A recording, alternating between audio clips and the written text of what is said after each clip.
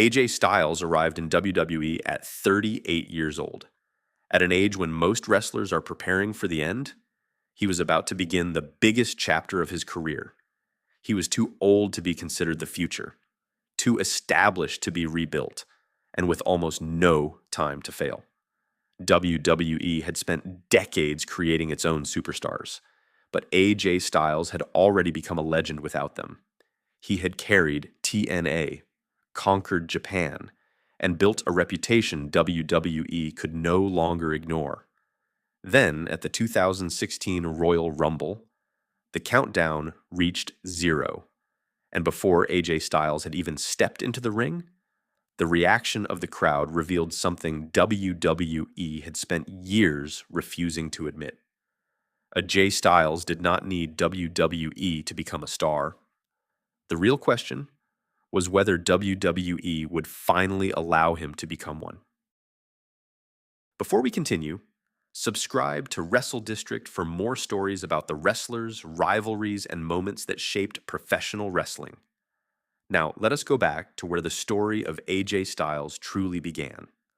Long before WWE, long before Japan, and long before the world called him phenomenal, AJ Styles was simply a young athlete trying to find his place.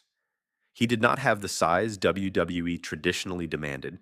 He did not come from a famous wrestling family, and there was no clear path waiting for him. But from the moment he entered the ring, his ability was impossible to ignore. AJ could move differently. He could make the most difficult moments look effortless, and in an industry built around larger-than-life personalities, he began creating an identity entirely through what he could do between the ropes.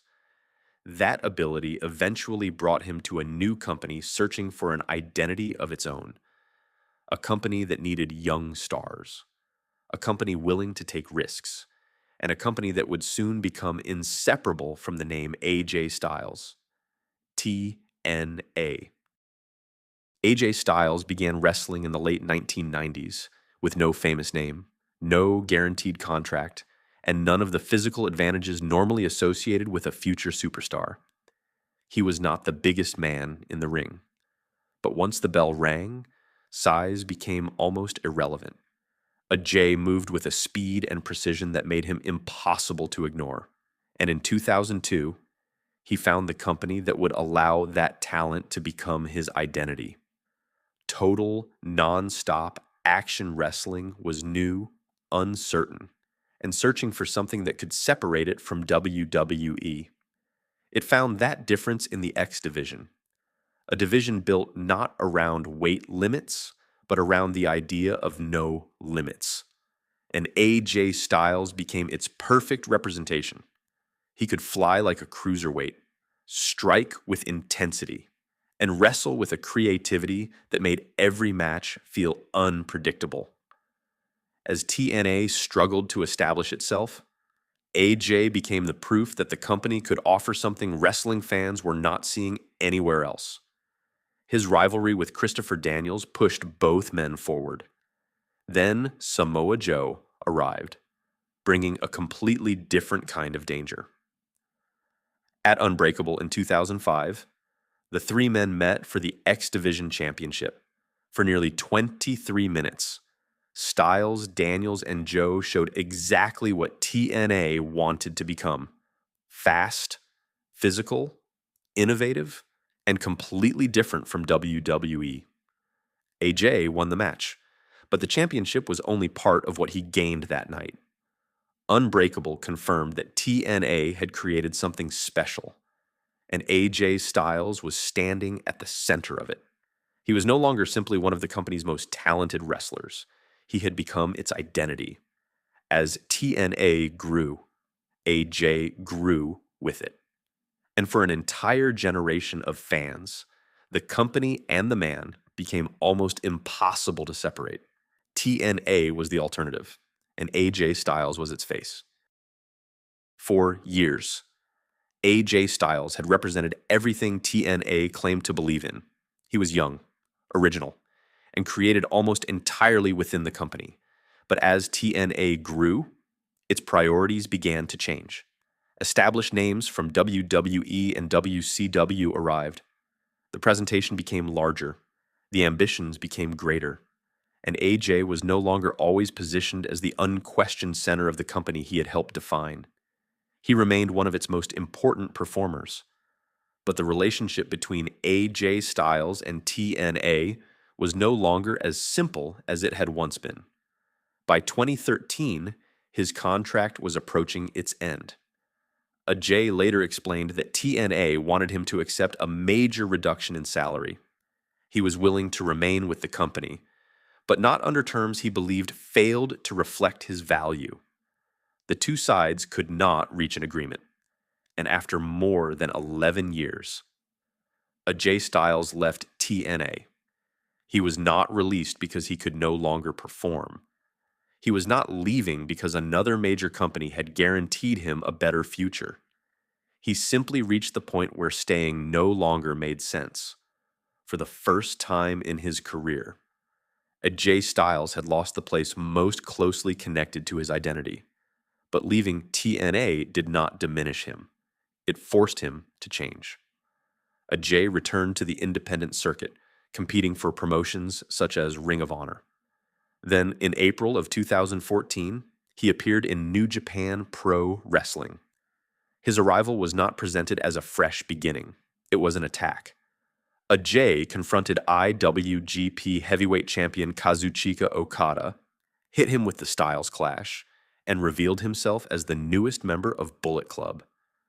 The transformation was immediate. The heroic face of TNA was gone.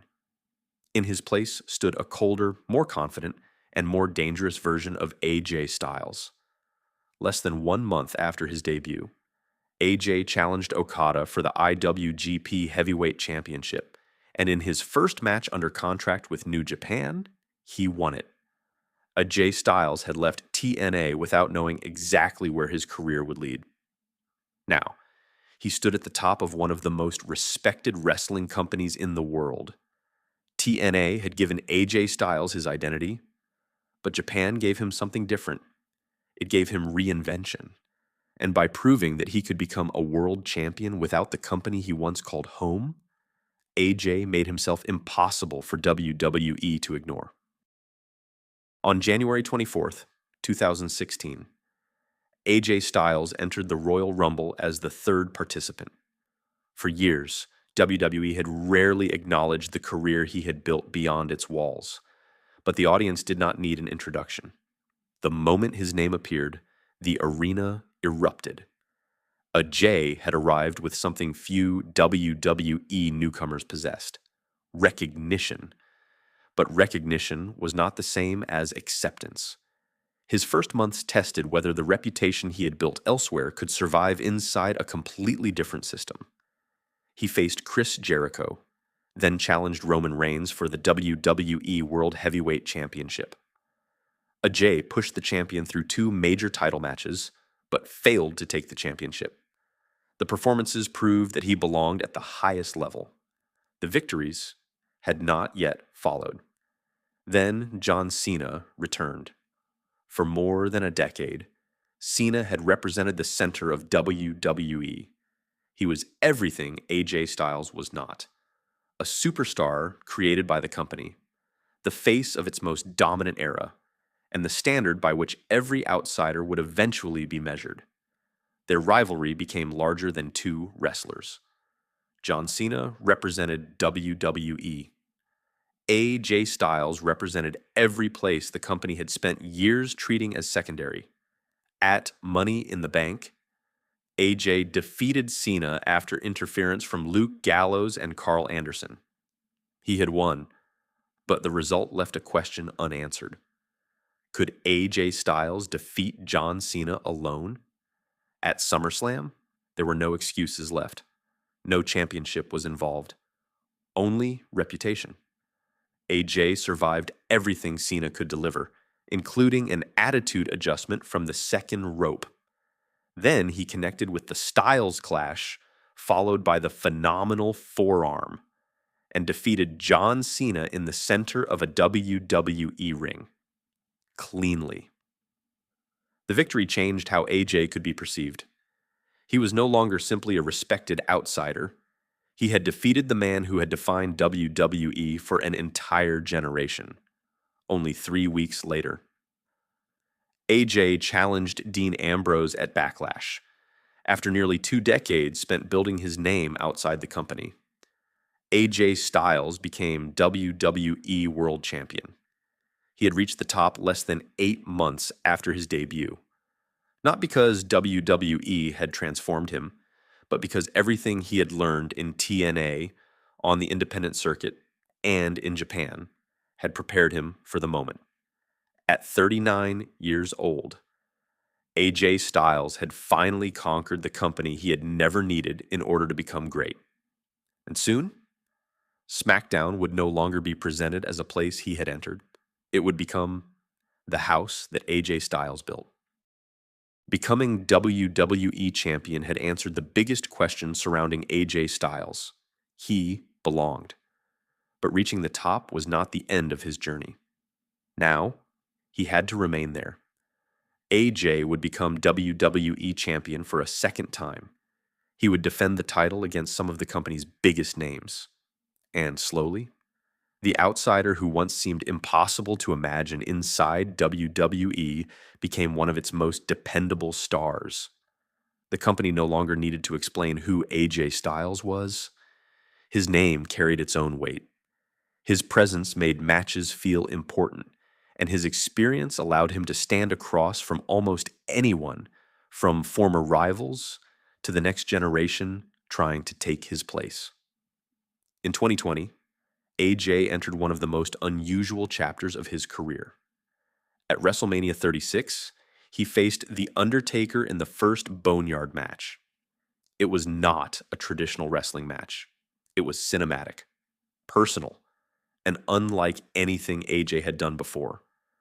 The Undertaker defeated him that night, but the match became the final contest of The Undertaker's career, placing AJ Styles inside one more historic moment. Years continued to pass. Championships changed hands. New opponents arrived, and AJ kept competing. But time was beginning to ask a different question. Not whether AJ Styles was still good enough, but how much longer his body could continue paying the price. By then, he had spent more than 25 years inside the ring. His career had crossed independent promotions, TNA, Japan, and more than a decade in WWE. There was nowhere left for him to conquer, no audience left to convince, and no version of himself left to prove. In 2025, Ajay confirmed that 2026 would be his final year as a professional wrestler. The announcement transformed every appearance into part of a farewell. Every entrance carried more meaning. Every match moved him closer to the moment he had spent his entire career avoiding. Then, at the 2026 Royal Rumble, Ajay Styles faced Gunther with his career on the line. Gunther did not represent a personal betrayal. He represented something far more difficult to defeat: the future. Younger, relentless, and waiting for the previous generation to finally step aside. AJ fought to preserve the only life he had known for nearly 3 decades. But this time, the phenomenal forearm was not enough. The Styles clash was not enough. And for one final night, AJ Styles discovered that determination could no longer stop time. Gunther defeated him, and the career of AJ Styles came to an end. He remained inside the ring, surrounded by an audience that understood exactly what it had witnessed. Not simply a defeat, a farewell. AJ Styles had entered WWE at the Royal Rumble, and 10 years later, his journey ended at the same event. But his final match did not diminish what came before it, because AJ had already done what once seemed impossible. He became the face of TNA, a world champion in Japan, and a WWE legend, without allowing any one company to define the limits of his career. Soon after his retirement, The Undertaker appeared before AJ Styles in his home state of Georgia. This time, not as an opponent, But as the man chosen to announce that AJ would enter the WWE Hall of Fame as part of the class of 2026, it was a fitting final recognition, because WWE had once been the last company to understand AJ Styles. Now it was helping preserve his legacy forever. AJ Styles did not need WWE to become phenomenal. He arrived that way. What WWE gave him was one final stage, and what AJ gave WWE was proof that greatness can come from anywhere. AJ Styles spent most of his career proving that greatness did not belong to one company. TNA gave him a place to become phenomenal. Japan gave him the chance to reinvent himself, and WWE gave him the largest stage of his career. But no single promotion can claim the entire legacy of AJ Styles, because his story was never about where he belonged. It was about proving that he could belong anywhere. So where do you believe AJ Styles built his greatest legacy? Was it in TNA, New Japan, or WWE? Share your perspective in the comments. This is Wrestle District.